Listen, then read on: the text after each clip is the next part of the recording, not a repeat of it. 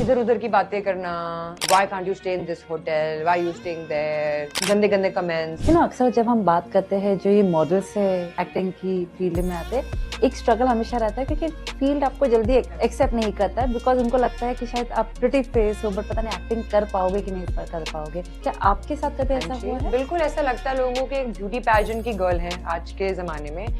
लोग सोचते हैं कि टू बी वेरी ऑनेस्ट कहते हैं ब्यूटी विद नो ब्रेन्स होगा या ब्यूटी विद ब्रेन्स, जो यूजुअली टाइटल जुड़ गया था मिस इंडिया का। तो पर मुझे लगता था कि आई एम सो सॉरी, हमारी जितनी मिस इंडियाज हैं सारी सुपरस्टार्स रह चुकी हैं। Priyanka Chopra is a fabulous actor, Sushmita Sen is fabulous, Aishwarya Rai, so many, this Dia Mirza. So how can you say that a miss India can not have the beauty and the brains and the substance? तो मुझे लगता था कि इट्स ओके, कुछ तो लोग कहेंगे, लोगों का काम है कहना, तो मुझे आगे बढ़ना है, इसे प्रूव करना है। तो उसको प्रूव करने के लिए आपको मेहनत करनी जरूरत है। आप सिर्फ अपनी ब्यूटी पे डिपेंड नहीं कर सकते हैं। बहुत ब्यूटीफुल गर्ल्स हैं, कैरेक्टर, सब्सटेंस, मेहनत और वर्कशॉप जरूरी है। क्या कभी ऐसा हुआ है कि बुरा एक्सपीरियंस रहा है लेकिन आपने अपने आप को मोटिवेट किया? इंडस्ट्री की अगर बात की जाए, कभी कास्टिंग काउच या कभी ऐसे लोगों ने आपसे गलत अप्रोच किया? पंजाब की फिल्म थी एक डायरेक्टर के साथ जो मैं करने जा रही थी और सब कुछ हो गया था। You know, where is the professionalism here? Because I come from Mumbai, it's very professional here, right?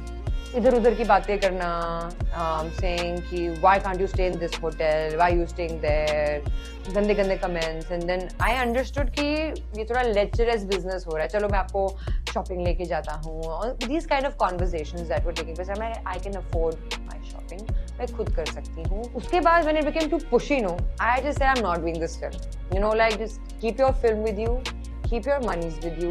My respect is above any big project in this world. जब पर्सनल लॉस हुआ, जब 2 साल तक आप अपने घर पर ही थी, वो दौर कैसा था? किस तरह के थॉट्स आते थे? मैं इसको कैसे ही वर्ड्स में बोल सकूं कि सबसे हॉरिबल, बुरी चीज जो किसी इंसान के साथ हो सकती है, because he was just 60। Depressive thoughts बहुत थे, सैड थॉट्स भी थे, what will be the next move in my life थे।